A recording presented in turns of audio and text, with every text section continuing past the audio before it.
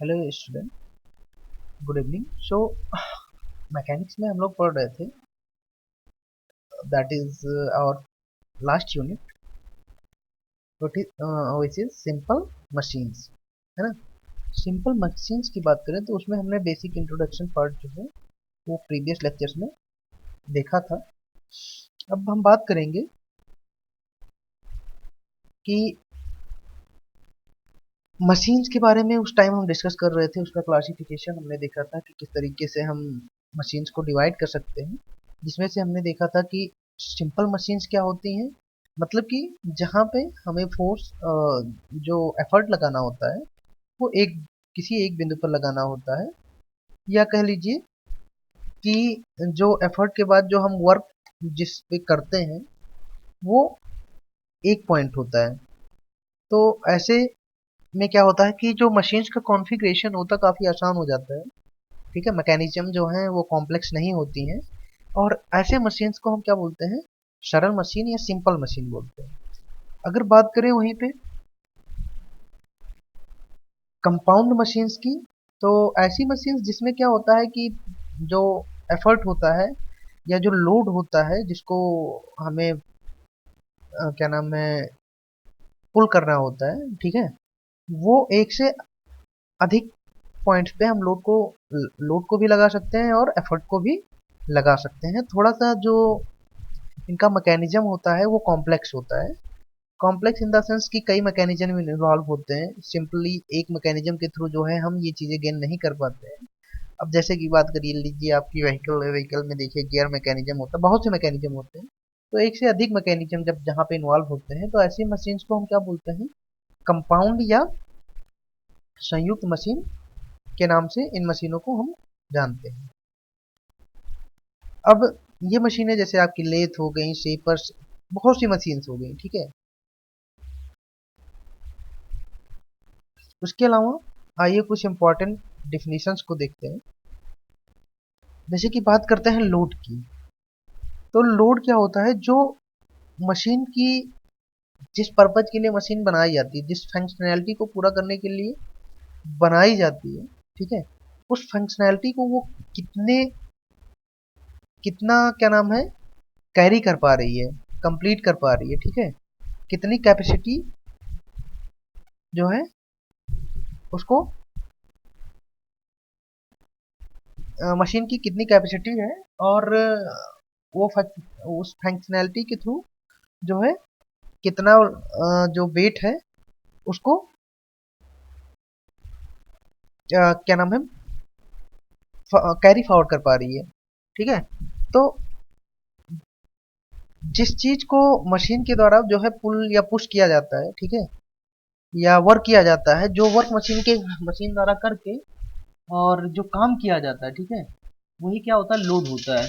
अब जैसे कि बात करिए, कोई जरूरी नहीं है कि आपका मशीन हर बार लोड ही उठाए। जैसे कटिंग की बात है, तो आपकी लेथ मशीन है, अब कितना मटेरियल रिमूव कर पा रही है, ठीक है, वो उसके लिए लोड हो गया, ठीक है, रिमूवल रेट जो है उसका लोड हो गया। इसी तरीके से बहुत सी हैं जिसमें डायरेक्ट आपको लोड उठाना होता है मशीन मशीन को, ठीक है। और कहीं पे क्या होता है कि लोड टर्म से मतलब है कि जो जिस फंक्शनैलिटी के लिए वो बनाई गई है, उस फंक्शन को किस अमाउंट में परफॉर्म कर पा रही है, उसी को बोलते हैं उस मशीन की जो है लोड कैपेसिटी या लोड कैरिंग कैपेसिटी, ठीक है। और वही क्या होता है, वही फंक्शनैलिटी उस मशीन के लिए क्या हो जाती है, लोड हो जाती है।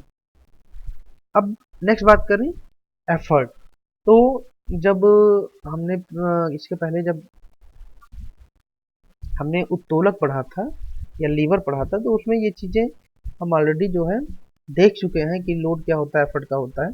चलिए एक बार फिर से समझ लेते हैं। अब बात करेंगे एफर्ट की, तो एफर्ट का क्या है कि किसी भी फंक्शनैलिटी को कंप्लीट करने के लिए या किसी भी क्या नाम है बोझ को या भार को उठाने के लिए, ठीक है, जो आपके मशीन के द्वारा प्रयास किया जाता है, जो एफर्ट लगाया जाता है, जो पावर लगाई जाती है, उसी पावर को हम क्या कहते हैं, एफर्ट कहते हैं। या हिंदी में कहें तो प्रयास कहते हैं। फिर बात करें, नेक्स्ट है भार या बोझ उठाने की मशीन, लोड लिफ्टिंग मशीन। ठीक है, तो ये एक तरीके से ये भी क्या होती है, एक डिवाइस होती है, ठीक है, जिसके द्वारा अपेक्षाकृत या रिलेटिवली हम मैकेनिज्म का इस्तेमाल करते हैं, या कह लीजिए साइंटिफिक प्रिंसिपल का इस्तेमाल करते हैं, जिससे कि हमें कम एफर्ट में ज़्यादा लोड आसानी से हम उठा सकते हैं। ठीक है, जैसे कि अगर हम बात करें तो आप लोग देखते होंगे स्क्रू जैक। ठीक है, स्क्रू जैक में क्या होता है, वैसे अगर आप अभी उठाने जाएं, किसी कोई व्हीकल आपकी पंचर हो जाए, कितनी पावर की ज़रूरत होती है, लेकिन स्क्रू जैक को क्या है, आपने उसके नीचे लगाया, उसके बाद घुमाते जाइए, कितना आसानी से आप घुमाते हैं और वो लोड को उठा देता है। तो यहाँ पे क्या है, ये आपका एक तरीके से लोड लिफ्टिंग मशीन है, जिसमें हमें बहुत ही कम प्रयास या कम जो है एनर्जी लगा के और क्या नाम है, लोड को उठा सकते हैं या लिफ्ट कर सकते हैं। ठीक है, अब नेक्स्ट बात करें यांत्रिक लाभ या मैकेनिकल एडवांटेज की। तो देखिए, यांत्रिक लाभ या मैकेनिकल एडवांटेज की अगर बात करें तो एक तरीके से मान लीजिए आपके पास कोई लोड है, जिसको आपको किसी मशीन के हेल्प से उठाना है, या आपने एक कोई मशीन बनाया जो क्या करेगी, एक पर्टिकुलर वर्क को परफॉर्म करेगी। ठीक है, एक पर्टिकुलर टास्क को परफॉर्म करेगी। तो मैकेनिकल एडवांटेज की बात करें तो किसी भी मशीन का जो मैकेनिकल एडवांटेज होता है वो ये बताता है कि मशीन को कितना जो है लोड या भार को उठाना, भार को उठाया है मशीन ने, और उसके रिस्पेक्ट में उसने कितना एफर्ट किया हुआ है, मतलब कितना प्रयास किया है जिससे कि वो भार उठ जाए। तो जो भार उठा हुआ होता है उसका जो है, कह लीजिए कि वेट अपान में उस वेट को उठाने के लिए जितना मशीन ने एफर्ट किया है, जितना जो है पावर मशीन ने इनपुट किया है, इन दोनों को रेशियो को ही इन दोनों के रेशियो को ही मैकेनिकल एडवांटेज कहते हैं। ठीक है, या हिंदी में कह लीजिए तो यांत्रिक लाभ। तो यांत्रिक लाभ की अगर बात करें तो एक तरीके से जो जिस वेट को लिफ्ट करते हैं मशीन के थ्रू, वो वेट और उस वेट पे लगाए जाने वाला जो एफर्ट है, जैसे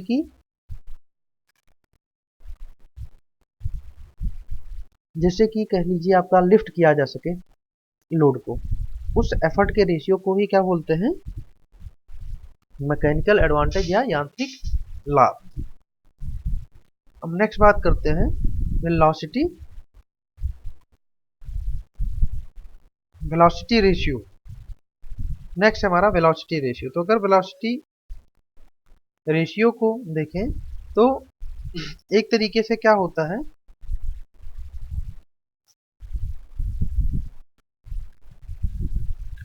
जो आपका एफर्ट होता है उसका जो वेलोसिटी होता है, और जो वेट या लोड उठाया जाने वाला होता है उसका जो वेलोसिटी होता है, दोनों के ही रेशियो को क्या बोलते हैं, वेलोसिटी रेशियो या वेग अनुपात। ठीक है, जैसे कि अगर बात करें, मान लीजिए एफर्ट है वो y मीटर पर सेकंड की रफ्तार से चल रहा है, तो y अपॉन टी टाइम, है ना। इसी तरीके से अगर भार की बात करें तो भार आपका क्या है, मान लीजिए x है, तो x अपॉन टी टाइम, ये तो पर यूनिट वाला हिसाब किताब हो गया। ठीक है, पर यूनिट टाइम में। तो अगर प्रयास जो है वो कितना चल रहा है यूनिट टाइम में, और लोड कितना चल रहा है यूनिट टाइम में, दोनों के ही रेशियो को क्या बोलते हैं, वेलोसिटी रेशियो या क्या हिंदी में कहें तो वेग अनुपात कहते हैं। वास्तव में अगर बात करें तो एक तरीके से ये वेलोसिटी का ही रेशियो है, बट अगर जो टाइम लिया जाने वाला टाइम है वो क्या होता है, सेम होता है। ऐसे केस में हम क्या करते हैं, डिस्टेंस का अनुपात या दूरी का अनुपात ले लेते हैं। ठीक है, तो वेलोसिटी रेशियो, चूंकि टाइम पीरियड सेम रहता है, तो आप वेलोसिटी रेशियो को एक तरीके से प्रयास द्वारा चली गई दूरी अपान में आपका भार द्वारा चली गई दूरी, इसी को क्या बोलेंगे, वेलोसिटी रेशियो। तो वेलोसिटी रेशियो की बात करें तो जो है इसको हम इस तरीके भी डिफाइन कर सकते हैं कि जो आपका एफर्ट होता है वो कितनी दूरी चला है अपान में भार द्वारा कितनी दूरी चली गई है।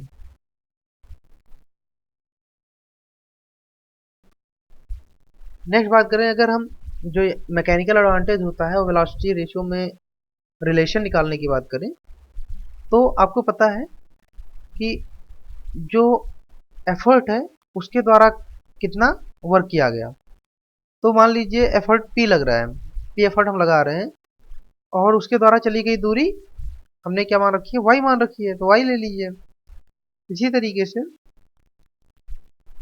जो उठाने वाली मशीन है उसके द्वारा कितना कार्य किया गया, तो अगर उसकी बात करें तो वेट इंटू इसको ले जाके रखा उस वेट को, मान लीजिए x डिस्टेंस तक रखा तो चली गई दूरी, तो वेट इंटू x।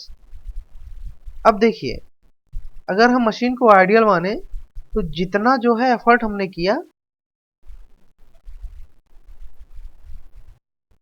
और जितना मशीन की लोड द्वारा कार्य किया गया, दोनों क्या होने चाहिए, अगर आइडियल केस में इक्वल होने चाहिए, यानी कि जो हमने एफर्ट किया वो इनडायरेक्टली क्या हो गया, कार्य में कन्वर्ट हो गया, है ना। तो यहाँ पे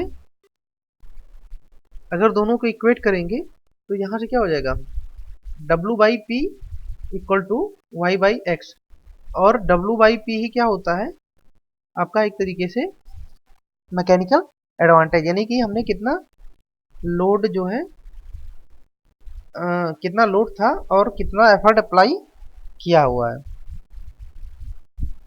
यानी कि लोड बाई एफर्ट क्या हो गया आपका मैकेनिकल एडवांटेज। इसी तरीके से y बाई एक्स, तो y क्या है, वेलोसिटी है, और x भी वेलोसिटी है, तो y बाई एक्स हमारा क्या हो जाएगा, वेलोसिटी रेशियो हो जाएगा। ठीक है, नेक्स्ट बात करें मैकेनिकल इफिशियंसी या कह लीजिए यांत्रिक दक्षता। तो देखिए, मैकेनिकल इफिशियंसी मतलब कोई भी अगर मशीन परफॉर्म कर रही है तो वो अपने जो उसका फंक्शनैलिटी है वो कितनी बेहतर तरीके से परफॉर्म कर रही है, इफिशियंसी यही बताती है। अगर हम बात करें मैकेनिकल इफिशियंसी की, तो कोई भी प्रोडक्शन हाउस की कोई भी आप कह लीजिए कि मैकेनिज्म या मशीन है, तो उसका जो मैकेनिकल इफिशियंसी होगा वो क्या होता है कि आउटपुट एनर्जी, यानी कि जो जाने वाला प्रोडक्ट है उसकी एनर्जी, और जो इनपुट एनर्जी या जो आपका मशीन का जो हमने क्या नाम है मशीन में एनर्जी को इनपुट किया है, दोनों के ही रेशियो को क्या बोलेंगे, यांत्रिक दक्षता या मैकेनिकल इफिशियंसी। जैसे कि मान लीजिए आपकी मशीन है, तो मशीन एफर्ट तो देती है, हमको आउटपुट तो देती है, लेकिन साथ ही साथ क्या करती है कि वो किसी अदर फॉर्म में जो है एनर्जी को लेगी, जैसे कि पेट्रोल हो गया, डीजल हो गया, कोयला हो गया, इस फॉर्म में क्या करती हैं कि एनर्जी को हम मशीन में इनपुट करते हैं। ठीक है, कोयला, पेट्रोल आदि के फॉर्म में, और उसके बाद वो मशीन क्या करती है, कोई एफर्ट करती है, कोई प्रयास करती है, तो इन दोनों के जो रेशियो हैं उसको हम क्या बोलेंगे, उसको हम बोलेंगे मैकेनिकल इफिशियंसी।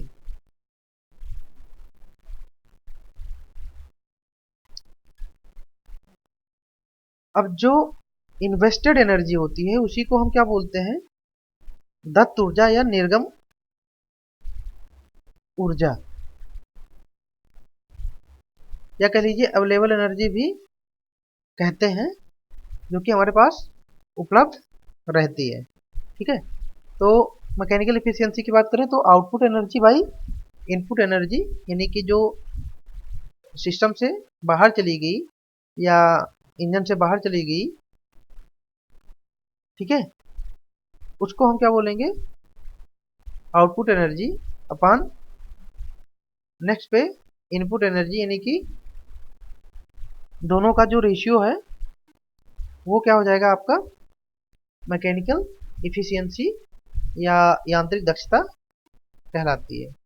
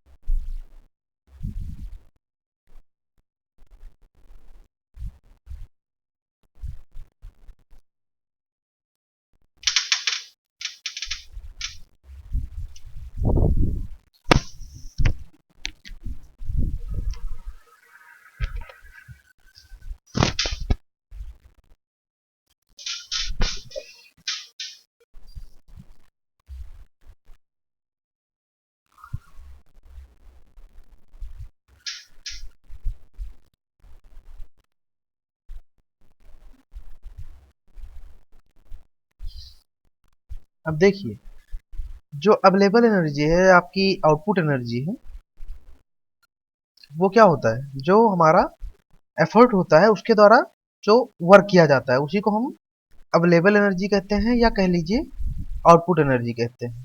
ठीक है, तो मान लीजिए एफर्ट हमारा पी है, उसके द्वारा जो कार्य किया गया है, यानी कि जितना डिस्प्लेसमेंट हुआ है, ठीक है, मान लीजिए वाई डिस्प्लेसमेंट हुआ है, तो जो अवेलेबल या निर्गम एनर्जी हमारी हो जाएगी वो कितनी हो जाएगी, एफर्ट इंटू डिस्प्लेस्ड डिस्टेंस, तो P इंटू वाई। इसी तरीके से अगर बात करें इन्वेस्ट एनर्जी की, या कह लीजिए जो सिस्टम में थी, जिस दी गई सिस्टम को in the form of fuel या जो कुछ एज अ इनपुट, तो वो जो लोड है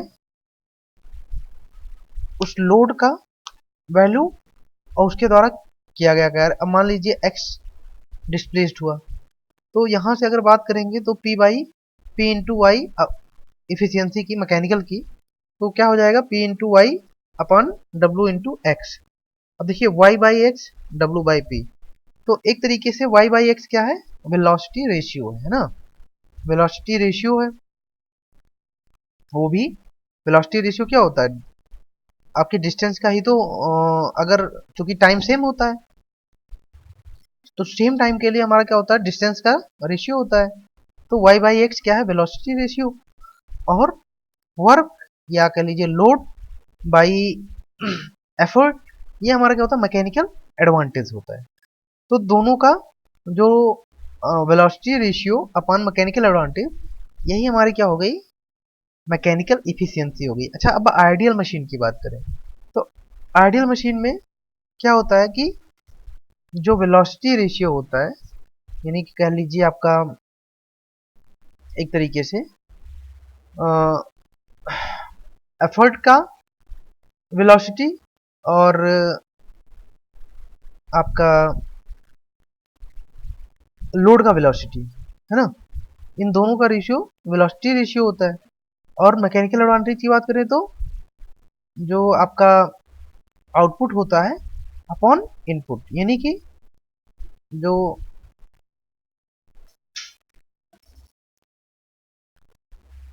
आपका लोड होता है अपॉन इनपुट, यानी कि जो हमने वर्क किया होता है, यानी कि एफर्ट। तो दोनों का जो रेशियो होता है, velocity ratio upon mechanical advantage, ये क्या होता है, हमारी इफिशियंसी होती है। और अगर हम आइडियल मशीन की बात करें, वैसे तो देखिए आइडियली कोई मशीन एग्जिस्ट नहीं करती है, ठीक है। कहते हैं कि there is nothing which can be perfect, कोई भी चीज जो है परफेक्ट नहीं हो सकती, कोई भी चीज आइडियल नहीं हो सकती। लेकिन अगर आइडियल का केस हम कंसीडर करें तो इस केस में क्या होता है कि आपका जो मैकेनिकल एडवांटेज है और वेलोसिटी रेशियो दोनों क्या होते हैं, इक्वल होते हैं।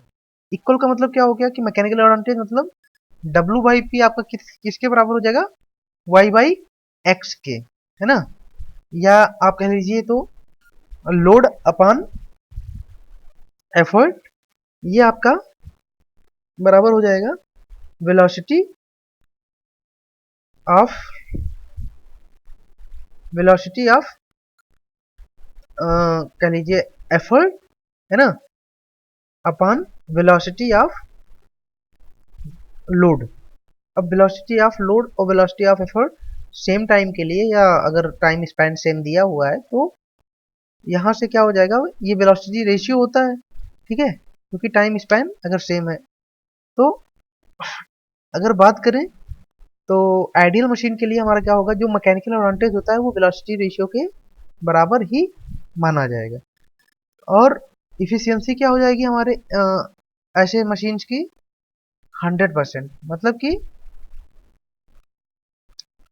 अगर हम बात करें किसी मशीन की इफिशियंसी 100% है, दैट मीन्स कि वो क्या है, आइडियल मशीन है, परफेक्ट मशीन है, जो कि इम्पॉसिबल है।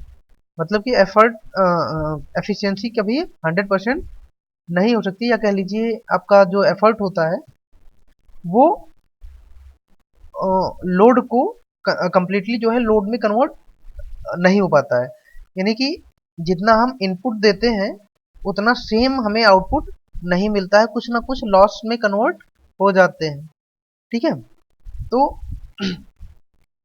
यहाँ तक जो है हमने देखा कि किस तरीके से आपकी आइडियल मशीन क्या होती है, ठीक है। उसके अलावा लोड क्या होता है, एफर्ट क्या होता है, लोड लिफ्टिंग मशीन्स कौन सी हैं, मैकेनिकल एडवांटेज पूछा जाता है, तो आप लोग अच्छे से इसको जो है विद जो है मैथमेटिकल रिप्रेजेंटेशन, मैथमेटिकली कैसे इसको रिप्रेजेंट करते हैं, आप जरूर इसको पढ़ लीजिएगा। उसके अलावा वेलोसिटी रेशियो हमने देखा, और साथ ही साथ ये भी देखा कि मान लीजिए टी टाइम में अगर कोई जो ऑब्जेक्ट है वेट W वो x चलता है, साथ ही एफर्ट क्या होता है y चलता है, तो दोनों का रेशियो ही क्या कहलाता है, वेलोसिटी रेशियो कहलाता है, ठीक है। और बात करें यांत्रिक लाभ, यानी कि मैकेनिकल एडवांटेज और वेलोसिटी रेशियो में रिलेशन की, तो एक दूसरे के बराबर होते हैं, ठीक है। उसके अलावा मैकेनिकल इफिशियंसी हमने देखी, यानी कि output energy by input energy. और इसमें जो है ये भी देखा कि मैकेनिकल इफिशियंसी जो है हमारे वेलोसिटी रेशियो और मैकेनिकल एडवांटेज के बराबर है। तो आई होप आपको ये चीज़ें अच्छे से क्लियर हो गई होंगी। रिमेन पार्ट जो है हम नेक्स्ट लेक्चर में देखेंगे। अभी तक यहीं क्लास को क्लोज करते हैं। Thank you so much everyone.